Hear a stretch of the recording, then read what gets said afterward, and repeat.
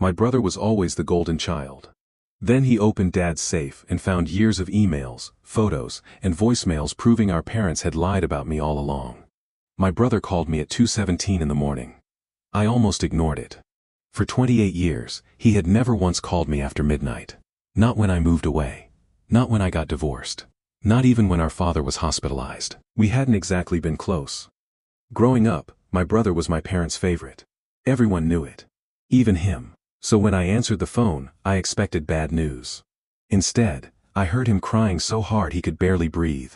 The first clear sentence he managed to say changed everything. He had opened Dad's safe, and he had found proof that our parents had been lying to both of us for years. 3 hours later, I was driving to my childhood home. By the end of that week, our parents were sitting in court watching their entire story collapse. My name is Ethan, and I grew up believing I was the family disappointment. If something broke, it was somehow my fault. If money disappeared, I was accused of wasting it. If my brother succeeded, my parents praised his discipline. If I achieved the same thing, they claimed I had simply gotten lucky. My younger brother, Noah, wasn't cruel. He simply benefited from a system that always favored him.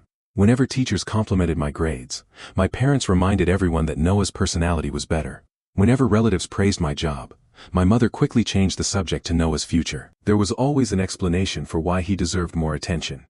He was supposedly more mature, more reliable, more responsible. Eventually, I stopped trying to compete. At 21, I left home. I built my own life, started my own business, married, bought a house. My contact with my parents became limited to birthdays and major holidays. Noah stayed close to them. He helped with errands, visited every weekend, handled many of their financial matters. I assumed he genuinely believed everything they had ever said about me. Then our father died unexpectedly from a heart attack. The funeral was quiet, respectful. Afterward, Noah became responsible for organizing Dad's paperwork. Our father had always kept important documents inside a large fireproof safe in his home office. Most of us assumed it contained insurance papers and financial records.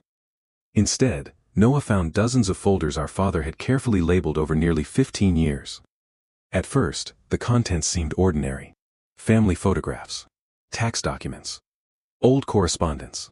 Then Noah opened a folder simply marked E. Inside were printed emails, voicemails saved onto USB drives, photographs, screenshots, letters. Every file involved me. At first, Noah thought Dad had simply